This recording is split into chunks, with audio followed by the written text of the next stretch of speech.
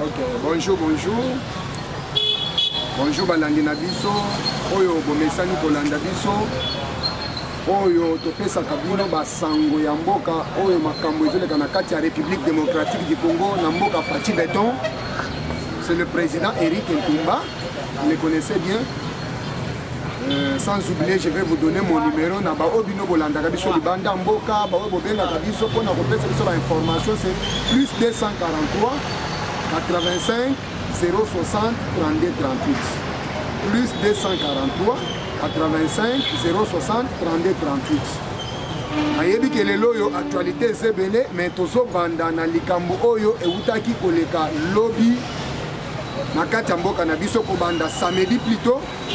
Arrivé ya la secrétaire générale oyo bazobenga secrétaire adjointe ya Nations Unies na affaires ezotala des océans et écologie akitaki lobby dimanche ezaki délégation ya président turc na bato na ye nyonso bayaki mpona koya koaccomplir mosala oyo chef de l'état Faci Beton abandaki kosala mosala nini bino nyonso botunaka.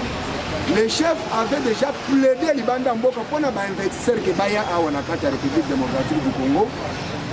Banda komona bazoya ba mususu ba conseiller bazo intercaler ba mususu bazo se ba conseiller mingi ce sont des conseillers nde ba banda ko intercaler ke batwana baya. Omona bakoya boye basengi bango commission. Un exemple moko ya ba investisseur moko ba utai ko ya basengi bango 200 millions de dollars. Et pas ba conseiller pour ba investir. Oyebi pe lisolo ya ba conseiller ya ba allemand et ya banani ba investisseur allemand to ba yaka awa ti lelo suite to yebana te oyebi yango pe que ce sont toujours des conseillers oyo bazo senga ba commission. C'est pourquoi bozomona mo conseiller mboka za kati ya qualité mingi pona ko sala effort que nini corruption sila mais avec bande ko na biso ba ye pona récupération ya vie à partir de la politique de bomoni bazo kende ko senga ka ba millions et des millions. Nazo yebisa bino likambo oyo ezoleka na conseil d'administration ya Onatra. Bandeko, il faut te fongola mis sur le peuple congolais. Trop c'est trop. Il y a ADG entreprise bayaki asalaki réunion. Pe bayibaki mbongo ebele na Onatra entre PCA na DG. À l'époque c'était Mabaya na ndeko mususu soki José Makila. Et conseil d'administration adopté qui pona kobimisa ndeko na kombo ya Martin Lukusa. Biloko ane kenda ki bongo komisaka ngo bulu yeke. Pona nini parce que bande ko na biso ebele baza na kati ya makambu bazolinga te ke ba homme sincère. Ba homme oyo bazolinga kosalela mboka basala yango na ndenge sengeli. Deuxième fois yango yo ba uto tinda lisusu pesa ya mususu na DG mususu na Onatra. Ba uti ko sala pas même une année. Mongwe uti ko yiba me ebele na Onatra. Yango nde bomonaki tolekisaki caméra na biso na Onatra botalaki bino moko bomonaki réaction ya ba travailler batombokaki bakomi kosenga en urgence Faci peta tindela bango pesa ya mususu na DG mususu. Mais na minute oyo mutu oyo aza favori pona biso ba combattant pona biso peuple congolais pe pona ba travailleurs selon ba information oyo na lekisaki caméra kuna balobaki il faut Martin Lukusa abima DG ya entreprise o bazo benga STPT oyo na komba Onatra atali na transport report place azo sala musale za kitoko batu nyonso kuna tokendaki na kamera na biso ba combattant ona ba combattant nyonso oyo engagaki o bazana Onatra na transport report kuna na beach tokendaki tokuti bango nyonso bazo féliciter balobino azana musala malamu azo sala bien. Mais problème est ça que il faut pas aider na ba matériel ou bien ba valoriser ya matériel sous makasi pour alongwa na idée o azana ngo malamu na institution muke amata nango ti likolo ya Onatra mobimba pour na ko concrétiser vision ya chef de l'état. Ce qui botali bokomona bien, il est ensemble avec le chef de l'état. Na idéologie, na makila, pe na esprit. Vision o Faci Beton zanango ne vision o Martin Lukusa zanango pona Onatra. Soki mutu bapesi moi département muke ya transport report ki mieza ko fanda kuna. Pe loko nini na yeko féliciter tango na moni mikanda ya enquête ya IGF. Akitaki na département na ye asali enquête akuti que 0 vol. C'est-à-dire tout est normal. mais bato boye po tozala na bango na Congo il faut ezala pensa ke mundela ya kosokola mitu mutu ozomona ke na institution na ye na département na ye asali enquête zéro ni eloko moko ebungi te ya l'état ba travers koto bazo féliciter balobi non biso awa na département na biso toza kimia à part eloko moko bazoloba presque aza na discipline ya makasi ouais c'est vrai discipline eza bien parce que mosala ya l'état esengaka discipline po ekende bien mosala oyo bozomona lelo ebele institution ya l'état ntango chef de l'état alobaki ke mboka esi ekufaki wana azalaki na raison pourquoi ce sont les institutions ya l'état nde ekufaki baentreprise ya l'état nde ekufaki mais soki lelo bavisionnaire neti bamartin lukusa baye alobi non nous allons tout faire que to relever défi na onatra lelo e batravers bazofutama bien yango tozosenga le président de la république nous les combattants nous te demandons tozosenga yo boye fongola misu na baoyo baza na vision na yo fongola misu na baoyo baza na vision na yo message oyo tozopesa yango boye nayebi ke bino nyonso bobengaka ngai na bato ya présidence bobengaka mpona kogangela biso moko auti kobenga mpona koloba ke pourquoi Martin aleki epai na biso te akei bwa bino mpo bolobaka non biso toza na kati ya département kuna tozomona makambo ezoleka toza na kati ya onatra tomona makambo ezoleka na kati ya onatra chef de l'état valoriser Martin Lukusa asunga yo na vision oyo aza nango mpona koreleve défi eza na kati ya onatra tala lobi bato batumbi bapine kuna bazoreklame kaka Martin Lukusa koma DG ya onatra est-ce que bato wana baza manipulé non c'est parce que bamoni ke vision malamu eza epa mutu wana soki tolongwe wana mpo bozoloba te foke tokozala tozolobela Martin Lukusa soki tokei na makambo ezotala OCC batie kaka DG intérimaire ya OCC mais botala bainitiative botala vision mpe okomona mpe bandeko mosusu na nsima baye e tokoma obundisa ye lokola aza DG intérimaire abima te bapesa kaka biso mais si l'homme a la volonté papa wana botala tala kaka na chaîne ya télévision chaque jour au moins innovation oyo DG intérimaire ya OCC oyo biso tokomi obenga lelo papa le 25 oyebi tobengaka le 25 mpona salaire ekomi ka le 25 bato nyonso OCC bazwi mpona nini vision malamu il a vu que non biso nyonso tokokotaka na vision ya bato oyo baboma mboka te biso nyonso tokokota kaka na vision oyo ya bato oyo badétruire mboka te aye lelo botela OCC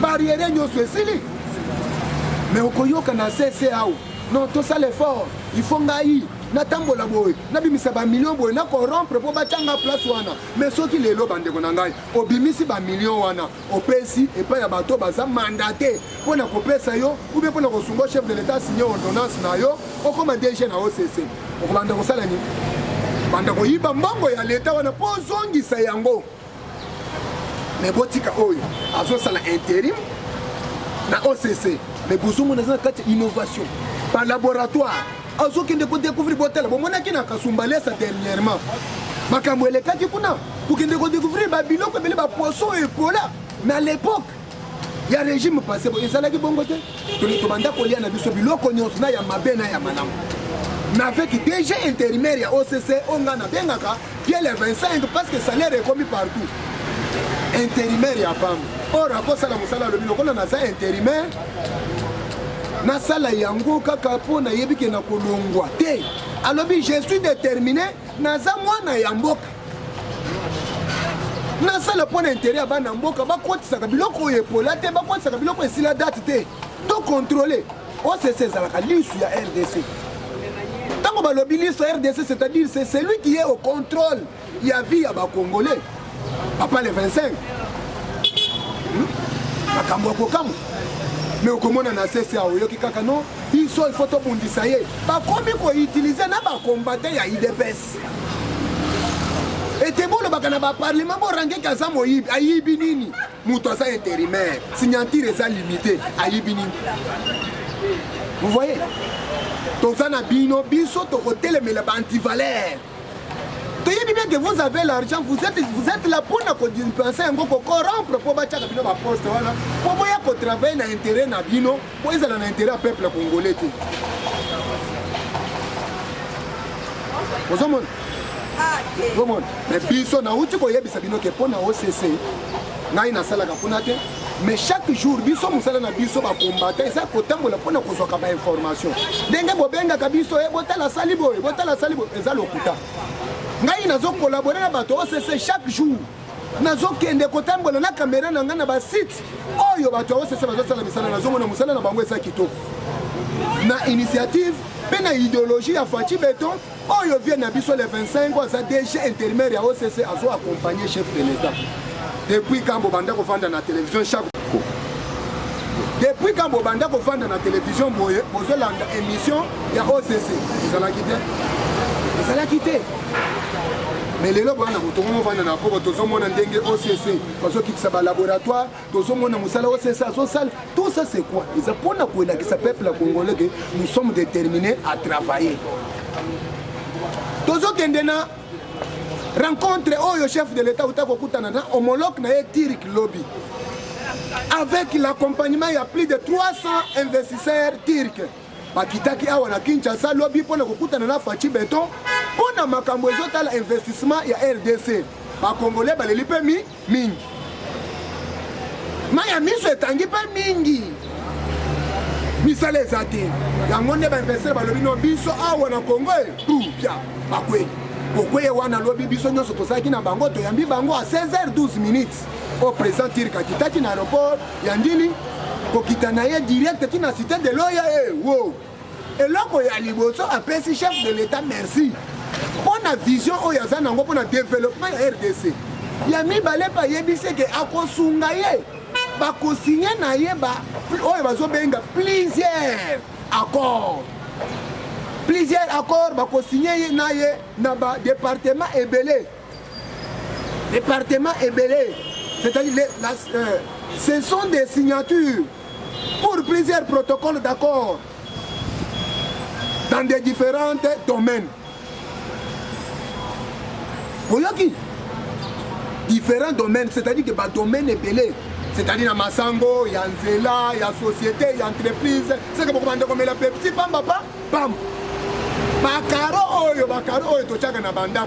Bakobande ko sala ngwa. Chef de l'État Faci Beton. C'est pourquoi on a eu que mouton a un développement, a une vision en bon bâti.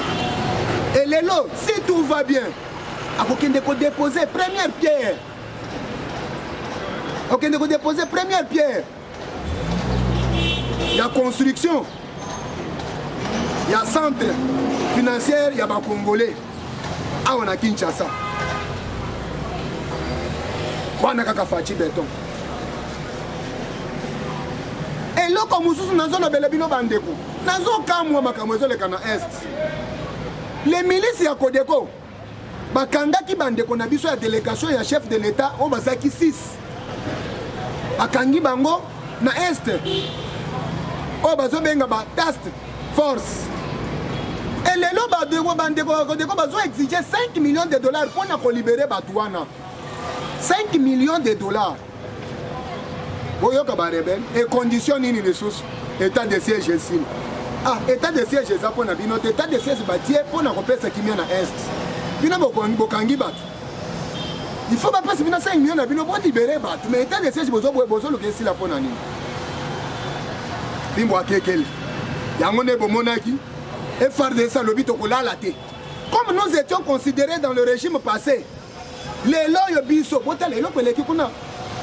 Après 18 ans, aéroport ya Mboko aéroport wana, pendant 18 ans occupé par ADF. Nous avons réseau sur la tête depuis état de siège et Kotaki.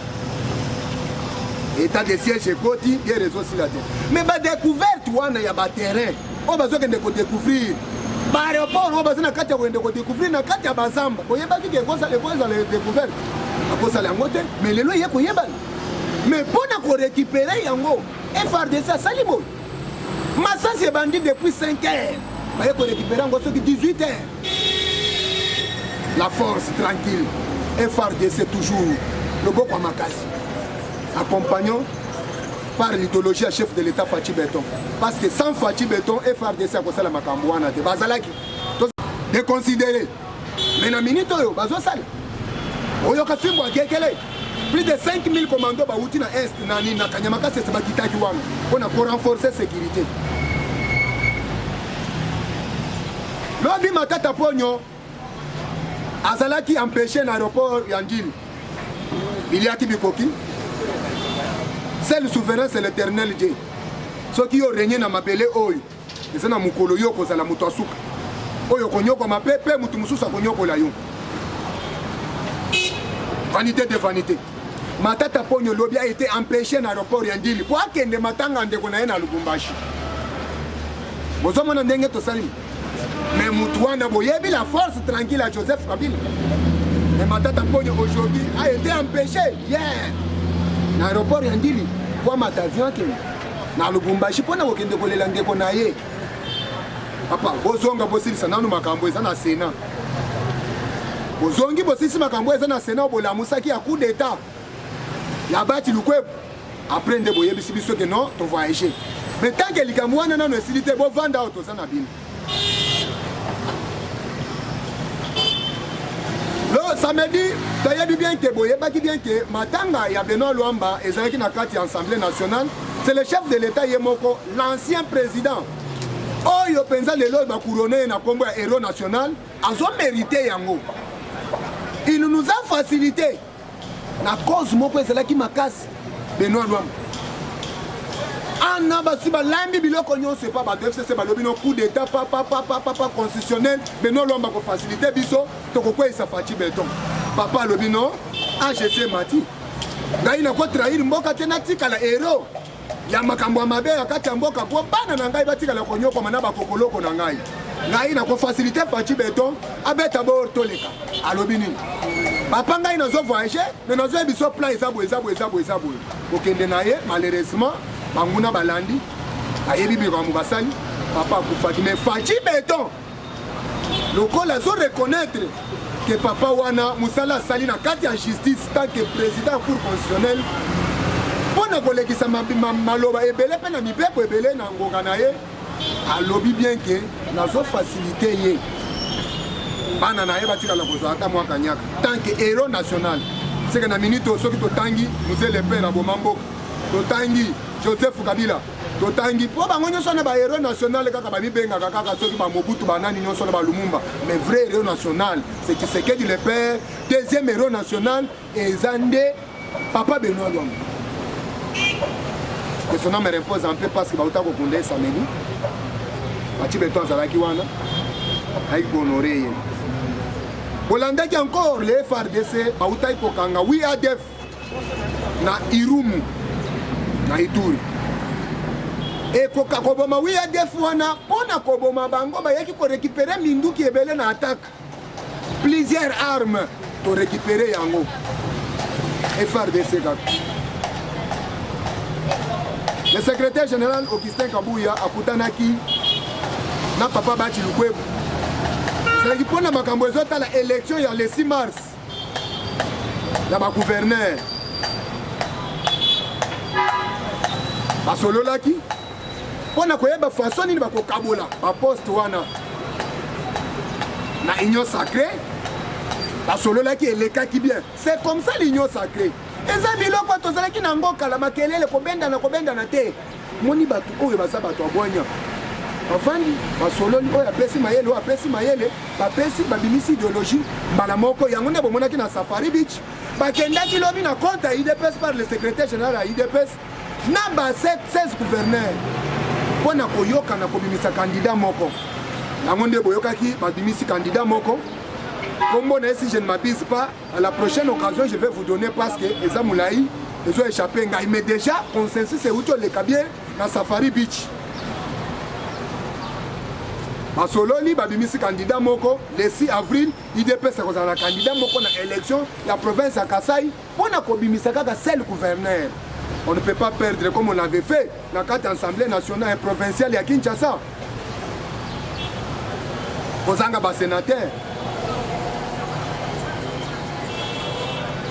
Construction ici na Pepsi.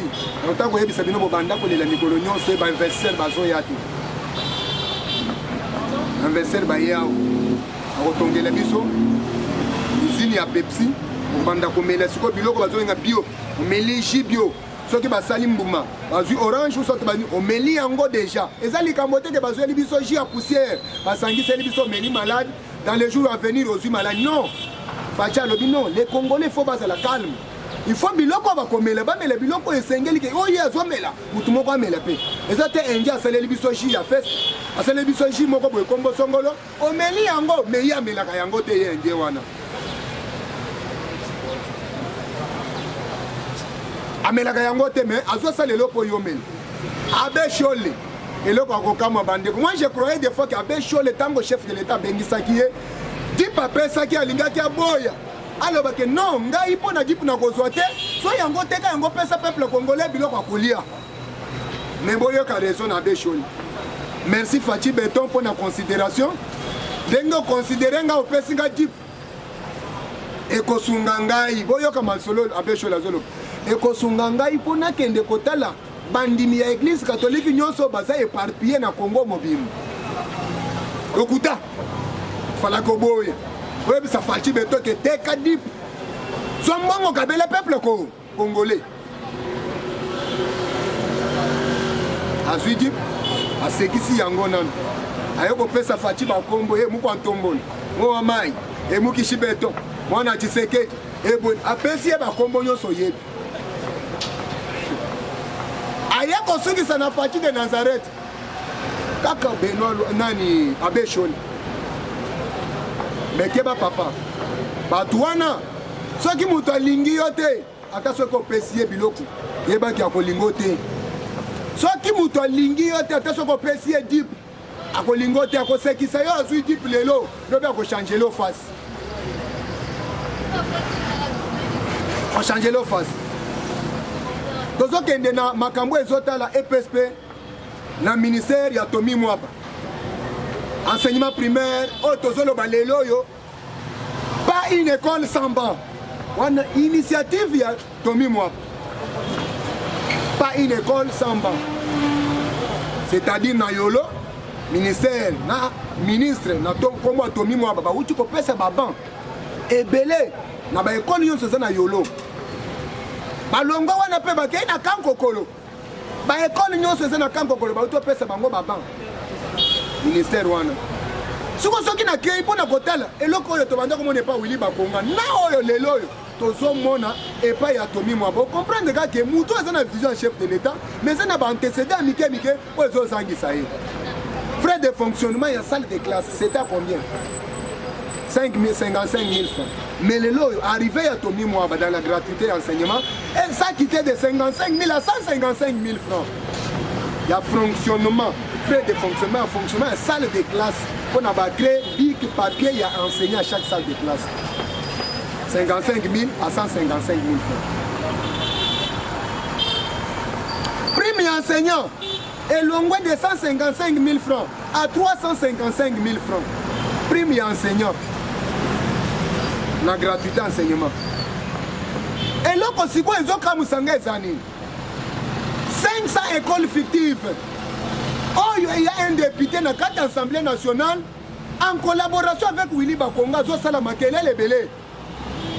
Il faut Tomi Mwaba activer l'école wana abanda ko futa yango. Mais l'école déjà fabriquée.